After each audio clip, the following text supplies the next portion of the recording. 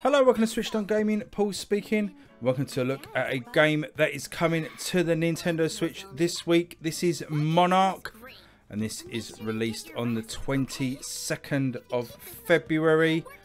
And this is a RPG game from some ex-members of Atlus, who made the Persona and the Shin Megami Tensei series. Very much in a similar fashion. And I'll tell you, I've been really enjoying this game. Still reasonably early in. It's, you know, one of these big, huge JRPGs. But I have really enjoyed what I've played so far. So this game is based in a school, as a lot of these sort of games are. These sort of Japanese RPG games. This is the Mikado Academy. Just stick that on auto.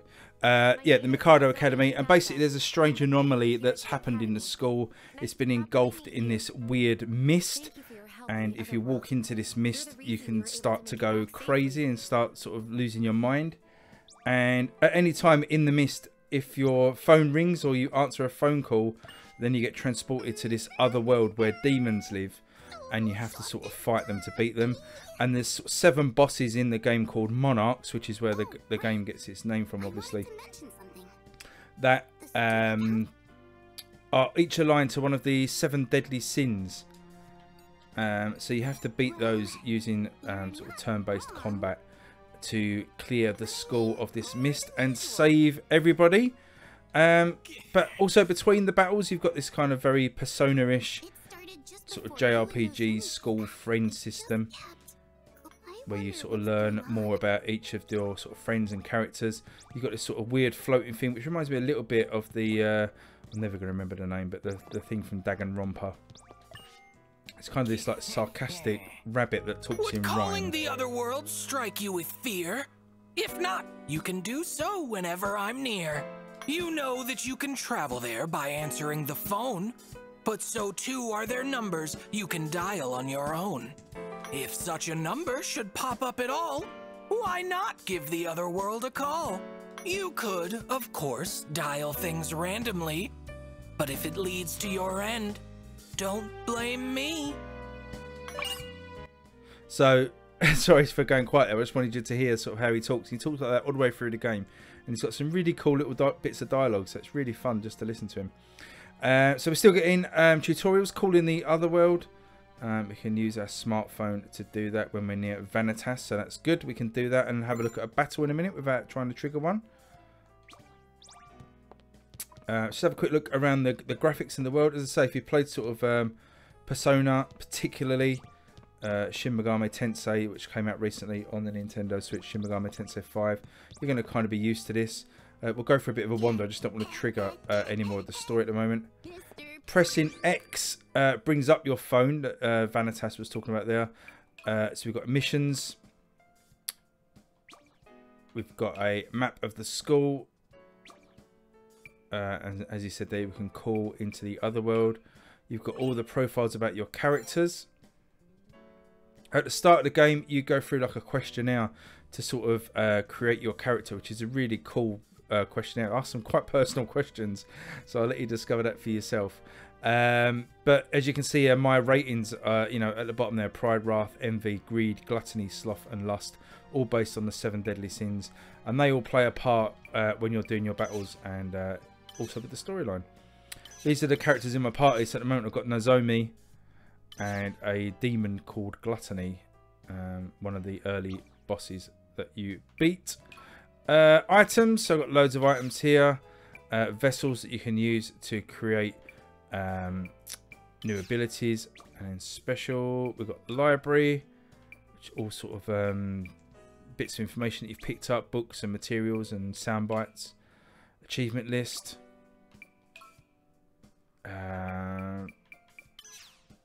These profiles are, but I think they're just about the characters. It's just like a character list. And save and load on here can help. There's no end of tutorials about how to do stuff. It's quite a deep game, and then you've got some basic system settings as well that you can turn on or off. So let's have a little bit of a wander, see if we can wander around the school. But as I say, I've really been enjoying this. I'm a big fan of Persona. Absolutely gutted Persona 4 Golden didn't come during the last direct, like it was kind of expected to. But there you go. So this is giving me sort of those Persona vibes. You can see in the bottom corner there, we've got this mad rating. Now, when you're in the mist, that mad rating starts ticking up. And if you get to a full mad rating, you do kind of lose your mind. And it gives you some positive and negative buffs as well. So you do kind of start attacking your friends and stuff, but, you know, randomly. But also you can use that power against the enemies as well. So sometimes it's kind of, it said during the tutorials, it may not be a bad thing to let your madness gauge build up and then utilize it for sort of good. This is the infirmary. This is one of the other characters that have been interacting with. Kakeru Hasegawa. All fully voice acted, as you can kind of tell from the background. What? Do you think every boy and girl who hang out together are dating? Skip through that dialogue. You know, the quality of writing is typical sort of JRPG stuff. Nothing here really gonna surprise. Well, I say that I quite like the theming of it. This whole sort of 7 Deadly Sins thing, and some of the early writing. You know, when you're being probed, and you know, it took me a little bit by surprise because it was quite adult in its theme. So that was quite interesting. But generally, you know, you kind of know what to expect. Let's just bring up our phone and see where we're heading here. So to-do list, we need to explore the 3rd level building. Just going to bring up the map, see how we get up to the 3rd floor. There's no indication yet of where to go for that, so we'll have to discover that. So let's have a look at the battle system, and let's go and do this. We need to be near Vanitas, don't we, to do this calling. So let's head back to where that little fella is, which I think was down here.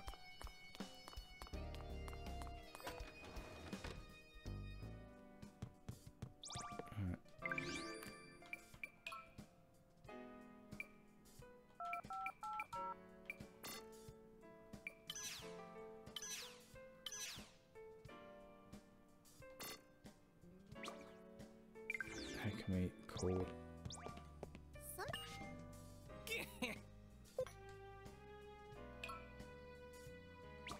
So you can do some crafting there at Vanitas as well. You can create items when you're near him. But he said when we're near him, we can call.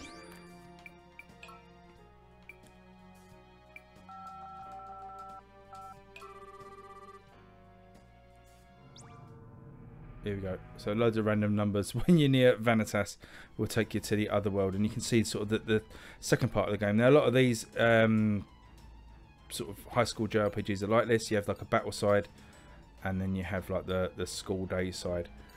Not quite as detailed as Persona. You don't get to do like lessons and activities and stuff. It is just kind of walking around talking with your friends and gathering items, but still, it's pretty cool. So start the battle here. You can place your units, which units you bring into battle. At the moment I've only got 3, so it's me, Nozomi and Gluttony. You can see where the enemies are.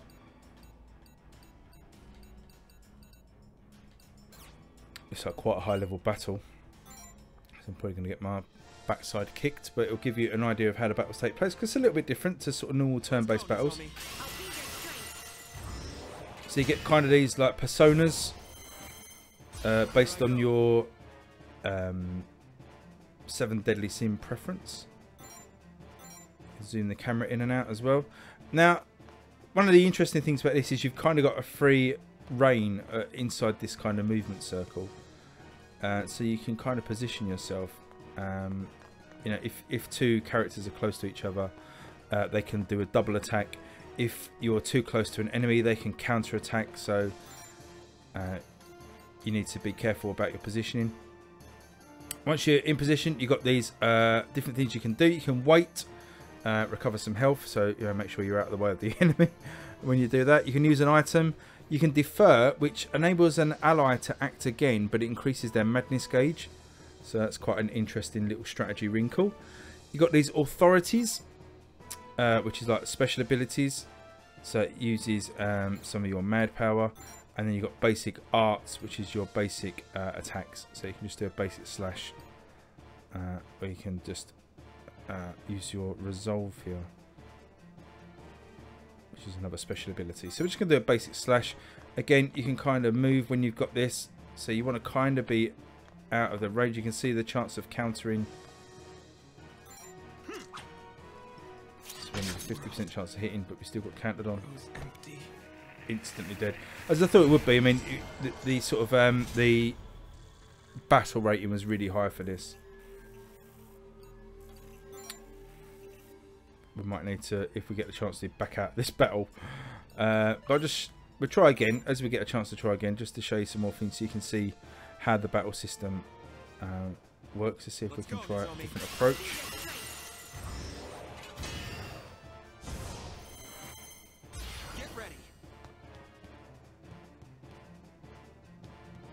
I don't think we're going to have much chance to do anything too different.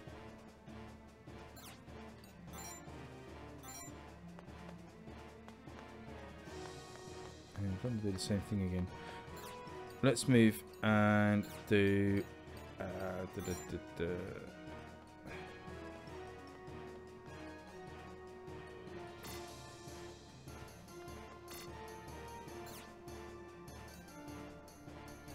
we can use an item.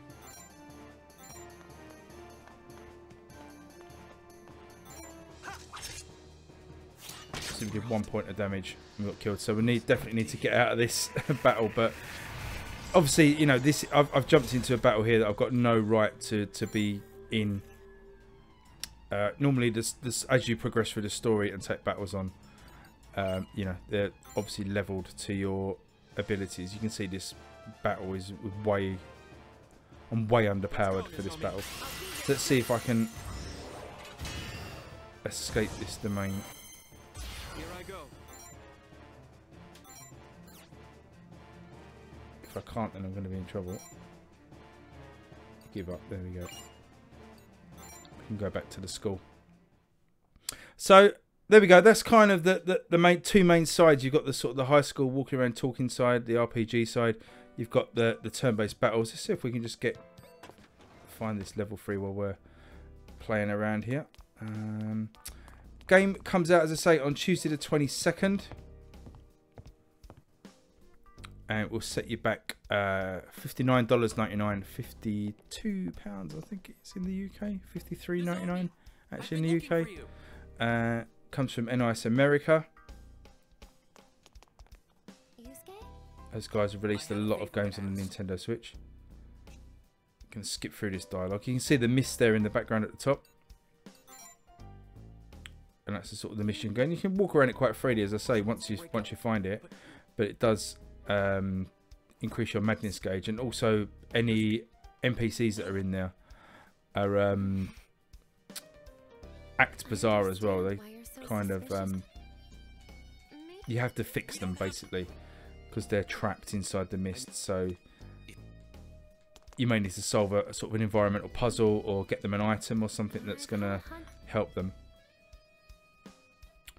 But let me know in the comments below as we finish sort of work towards the end of this video. I'm not finished quite yet, but just as we start wrapping up, these Persona-like games, how do you feel about them on the Nintendo Switch? You know, are they games that you generally go to? There's quite a few of them on the Switch. We can't go up there yet. We need to do something. Obviously, Persona as well. We haven't got a full Persona game yet. We've got a Persona Strikers, which isn't quite the same. Again, typical Japanese high school boys worried about baseball rather than the demons roaming around the school. So yeah, as I say, I really wanted Persona 4 Golden to come to the Switch. Unfortunately, it didn't happen. This is one of the characters I saved from the Mist. There was secret items to find. There was an item in here, so check all the little nooks and crannies. I suppose we better find out what we need to be doing.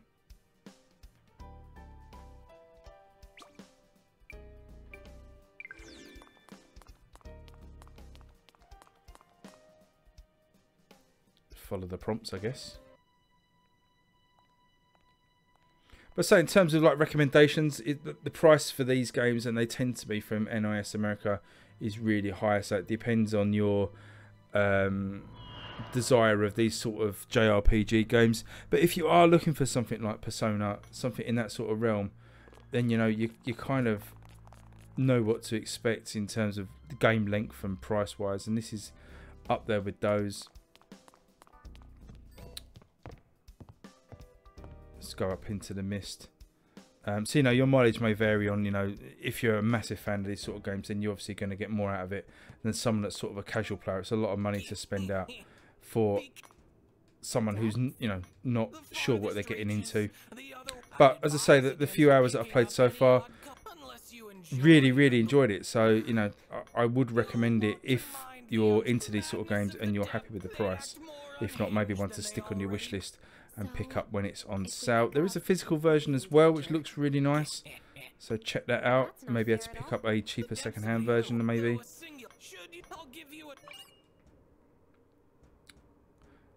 What's this? Death calls. At times your phone occasionally receive what's known as death call. Incoming death calls will increase your mag gauge faster, causing unsettled to go out of control.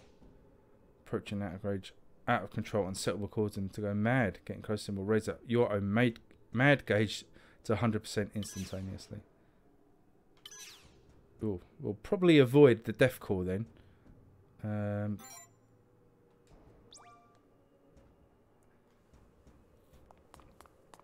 let's avoid that. So you can see while we're in the mist here, we've got a mad gauge going up in the bottom corner, and we just need to explore. Oh, there's an item there, shining. Ah, puzzle. We need to find the number of the lock, but it will.